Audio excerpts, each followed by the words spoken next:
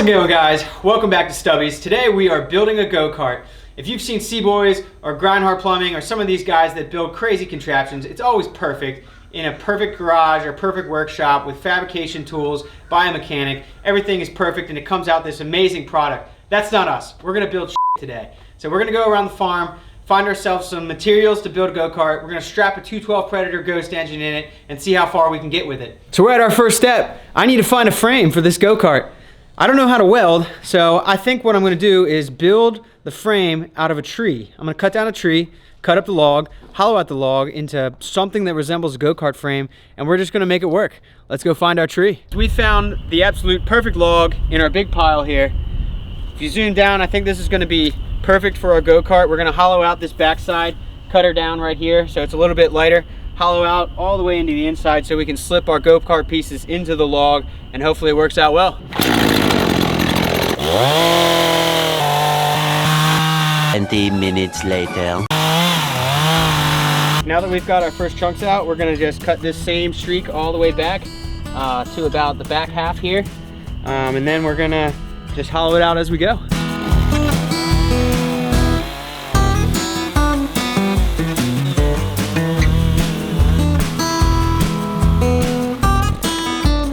So we just finished up hollowing out our log.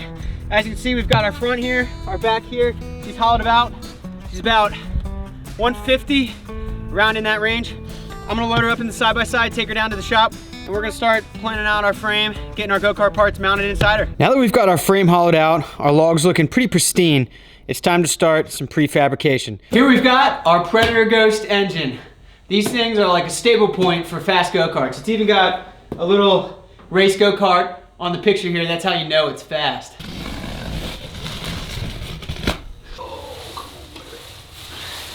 Pretty light, maybe like 40 pounds maybe. Here she is, the diesel unit, the beast. See here they put a little before read. This is good for me because I won't do that stuff if it's not on there. Here we've got our parts, so we're just gonna slide on nice and quick our sprocket and our brake. Then from there, we've got these guys. We're gonna slide right in. There is like a little pass through on these guys. Oh, there we go. Now that we've got our back axle completely prefabbed up, we're gonna take some measurements and bolt it down to our trunk frame. This is as far as we've gotten so far. We've got our back axle mounted. Our 3/8 or 5/8 bolts are a little too long, so I'm gonna have to pick up some new ones. All right, tires are on for the most part. It's raining right now. Holy smokes. The next step is to get our front axle level and plumb so we can start working on the steering wheel assembly. So there is a trick to building wonky things like this, is you just keep muddling through it and messing it up until you figure out a way that works. There's no other way to really do it with this just weird stuff like building a go-kart out of a tree frame that's oblonged and not level and everything's off kilter. You just gotta keep messing up until you figure it out, and then it works.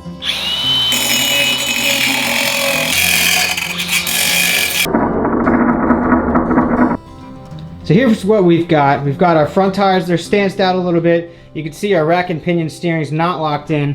Our spindles are not locked in either, and I don't have any crossbar to lock everything in.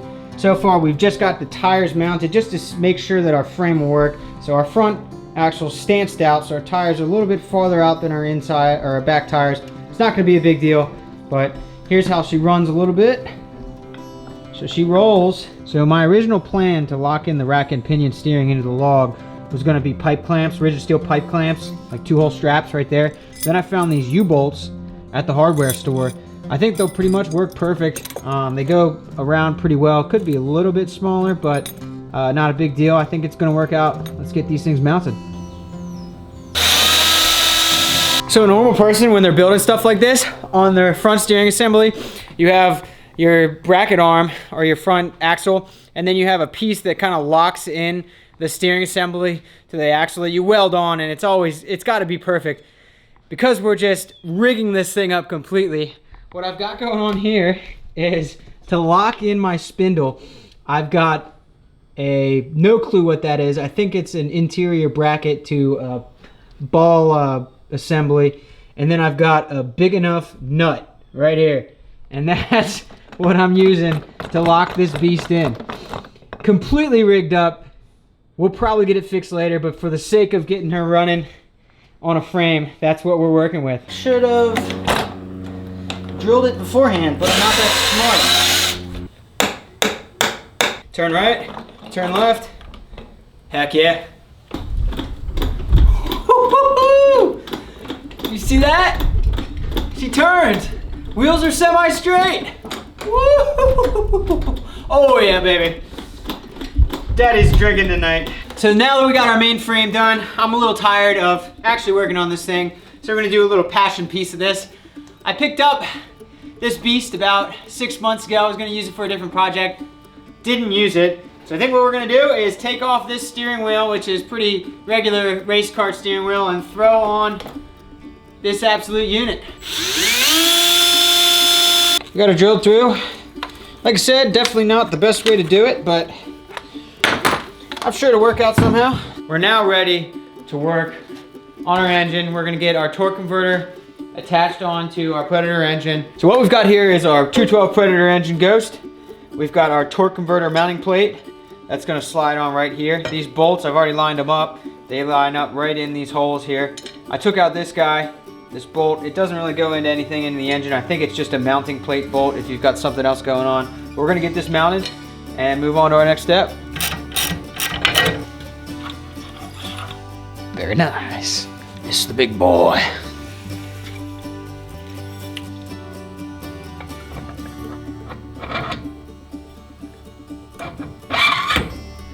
Well, there we have it, our torque converter mounted on our Predator 212 engine.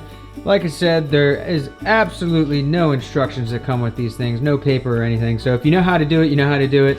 Or you can find a YouTube video that tells you exactly how to mount all of this stuff to get your torque converter mounted onto your 212. Today is the day we get this absolute beast of an engine mounted into our tree trunk frame. Before we do that, there are some things that we got to take into account. Our engine is slightly too big for what we've carved out on our tree trunk here.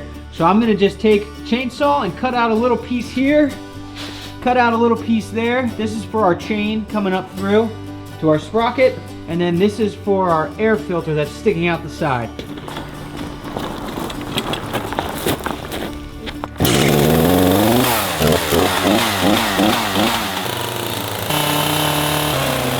All right, now that we've got her cut her up, let's get her back inside and we'll start prefabbing the engine onto the frame. Ooh, boys, this thing is sexy. Look at her.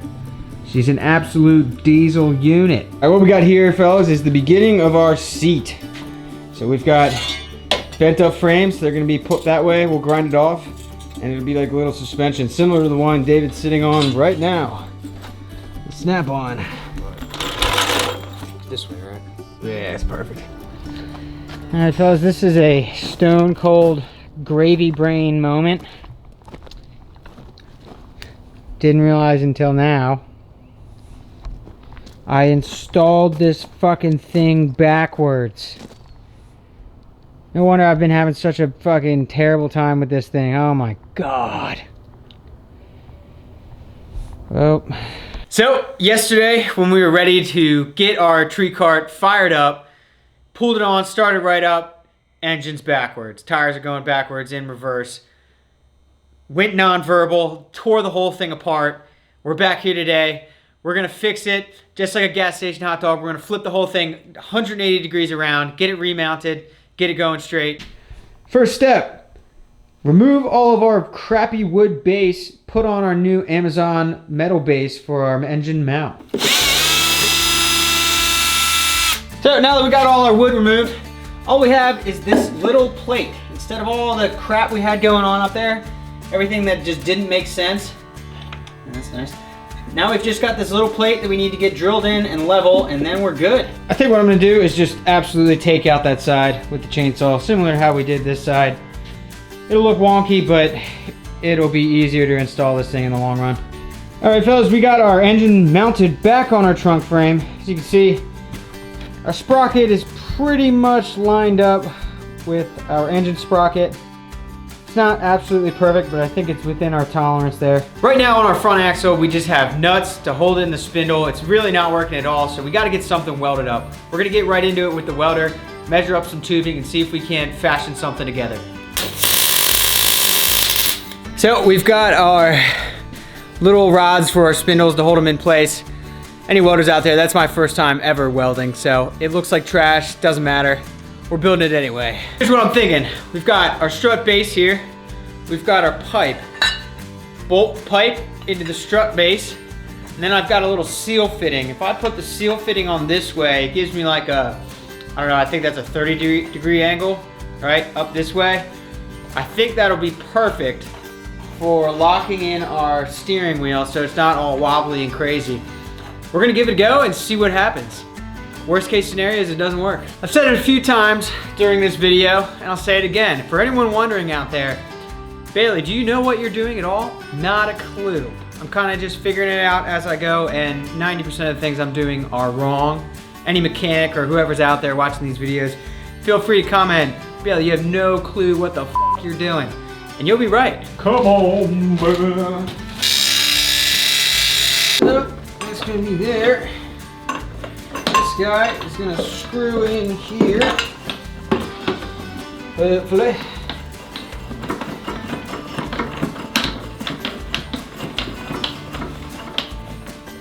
And this guy, oh, I might have to screw it in. Oh, no, she works. He's gonna get mounted there. We should still be able to turn. And then once this is mounted onto our strut base, we should be perfectly in the middle. Oh, we might have to come back just a little bit so we don't hit our sides here, but I think it's gonna work. Steering wheel is tied in. I don't know if you can see it turn. It's gonna be really tight. I might have to rethink where my steering wheels or my pedal's gonna go. I might have to go out here somehow mounted to the wood. She's gonna be tight. This is gonna be one of those things that lasts about 1 million years, and when they look back, when scientists look back at it, they're gonna say, wow, they had some type of technology that we've lost throughout the ages to build, to construct something this beastly. We've got the chain on. It's finally time to start this beast. This is all or nothing. Either this works and the go-kart drives somewhat, or I quit completely and start doing OnlyFans. So I've got her chalked up right now because I don't really know what's gonna happen. It could kick out and just go buck wild. Don't think so, but you know how it is first start. We've run her on the chalk a little bit, but this will be the first time off jacked up, so tires can't just spin.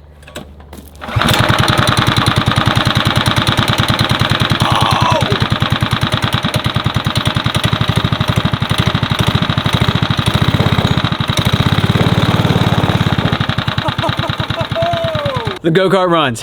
I didn't have a doubt in my mind. I knew who built it. Now that we know it runs and drives, I'm gonna take it down to the long part of our track on our farm and just run it through some tests, speed tests, durability tests, maybe even a donut test. Let's get after it.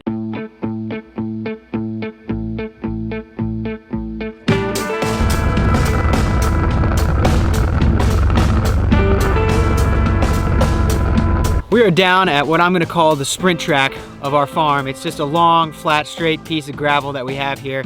I've got a speedometer on my phone and app, so it's not perfect, but it'll work for what we're using it for. We're gonna get a speed test, get as fast as we can go, see how fast our go-kart actually rips, or if I crash and die.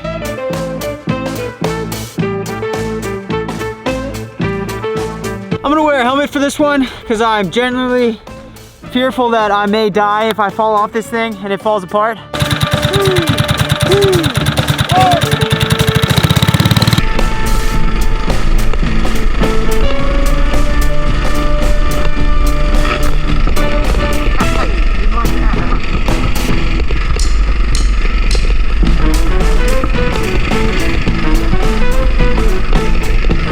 Well, there you have it. She goes 36 miles an hour. Extremely fast. Just kidding. That was my four-wheeler. I just wanted to test out the speedometer. Really, the go-kart went about 15, 16, right in that range. For a speed test, I think that works out pretty well, actually. Durability test too. I mean, there's a lot of bumps in this straightaway in the gravel. So we were bouncing a little bit. I could hear it drag onto the gravel a little bit.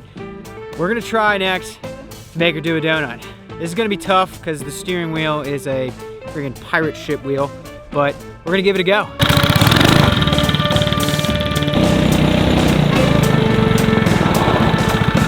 Some things have shaken loose.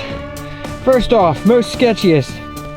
Our brake pedal, our brake shift came loose, the bolt. So halfway through I just didn't have brakes. Second, our throttle cable. What happens is it's loose inside there, but it comes out and then just guns once I pull it out. She's got a lot of power, but I'm just not able to use it with the throttle cable. We tried a donut, it did not work at all. We hit a little salty until our brake came loose. Our throttle cable was loose. I'd have to pull up on it, and when I finally hit the throttle cable right, I would just really back.